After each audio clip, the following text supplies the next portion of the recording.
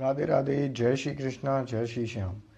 देखिए, हम आपको जो 9 अप्रैल से नवरात्रि प्रारंभ हो रही हैं उसके लिए बहुत ही अचूक उपाय बता रहे हैं। माँ को प्रसन्न कैसे करें। अधिकतर लोगों को नहीं पता होता है कि उनकी कुल देवी कौन सी हैं, और कुल देवी का विशेष महत्व बताया हुआ है, क्योंकि कुल देवी ही हमारे कुल वंश को बढ़ाने वाली होती हैं। कुल देवी ही हमारे घर में सुख समृद्धि देने वाली, संपन्नता को बढ़ाने वाली, धन धान और अन्न के भंडारों को भरने वाली होती हैं। आपके घर में जो सुख समृद्धि यश कीर्ति प्राप्त होती है वो कुल देवी की कृपा से ही प्राप्त होती है। इसका वर्णन दुर्गा सप्तशती में भी किया गया है कि जो कुल देवी की पूजा को करता है, विशेषकर नवरात्रि में माँ को मनाता है, तो उसके घर में कोई भी किसी भी प्रकार की ज्योतिष बाधा, पितृदोष, ग्रह दोष, कोई भी दोष, किसी भी तरह का कोई भी यंत्र तंत्र मंत्र, जादू टोना टोटका, किसी भी तरह का कोई दुष्प्रभाव प्रयोग नहीं होता है। तो इसके लिए हमें कैसे और क्या करना चाहिए, आइए जानते हैं। मगर आपको नहीं पता है कि आपकी कुल देवी कौन है, तो आप किस तरह से उनकी पूजा कर सकते हैं, किस तरीके से उन्हें मना सकते हैं, जिससे आपके घर में बरकत हो, आपके वंश में वृद्धि हो और आप धन्य धान से परिपूर्ण, सुख समृद्धियों से परिपूर्ण और माँ अन्नपूर्णा की आपके घर में सदैव कृपा बनी रहे। तो इसके लिए आपको क्या करना है, आपको ज़्यादा कुछ जानने की आवश्यकता नहीं। छोटा सा उपाय है। आप इस नवरात्रि को 9 मिट्टी के दीपक लें। 9 मिट्टी के दीपक, छोटे वाले 9 मिट्टी के दीपक लें। उसको चावल से, अक्षत से, जिन्हें चावल कहते हैं, राइस, उससे पूरा भरें 9 दीपकों को। और उन 9 दीपकों के ऊपर जो पूजा वाली सुपारी आती है, उन सुपारियों को उन 9 दीपकों के ऊपर आप रख दीजिए। उनके ऊपर रखने के बाद उनको अपनी पूजा के स्थान पर स्थापित करें।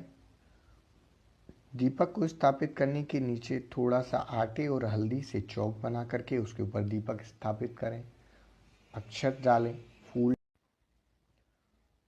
और इसी तरीके से 9 दीपक और बनाएं मिट्टी के। अब जो 9 दीपक आपने दूसरे लिए हैं, उनमें आपको जौ को एक दिन पहले नवरात्रि से दूध में भिगो दीजिए। थोड़ा सा दूध लीजिए और थोड़ा सा गंगा जल डाल करके उसमें उनको, जौ को भिगो दीजिए। और उनको भिगोने के बाद में शुद्ध मिट्टी उन जौ में मिला करके उन 9 दीपकों में थोड़ा थोड़ा सा आप रख दीजिए। जो सुपारी आपने 9 दीपकों की बनाई है उनके ही सामने उन 9 दीपकों को भी लगा दीजिए। पहले से लेकर के 9 दीपक जो हैं 90 नंबर तक, वो जो सुपारी आपने रखी है वो माँ भगवती के 9 रूप हैं।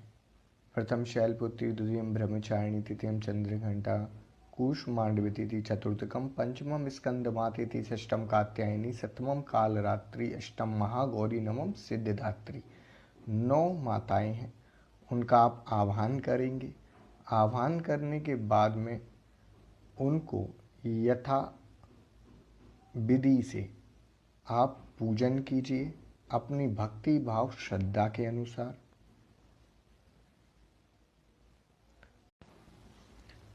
आपकी जैसी श्रद्धा है, जैसी भक्ति है, उसके अनुसार आप भाव के अनुसार पूजा करें और माँ को भोग लगाएं। और उसके बाद आप घी का दीपक जलाते हुए दुर्गा चालीसा का पाठ अवश्य करें। बस आप इतना भी करते हैं तो भी माँ अवश्य प्रसन्न होती हैं।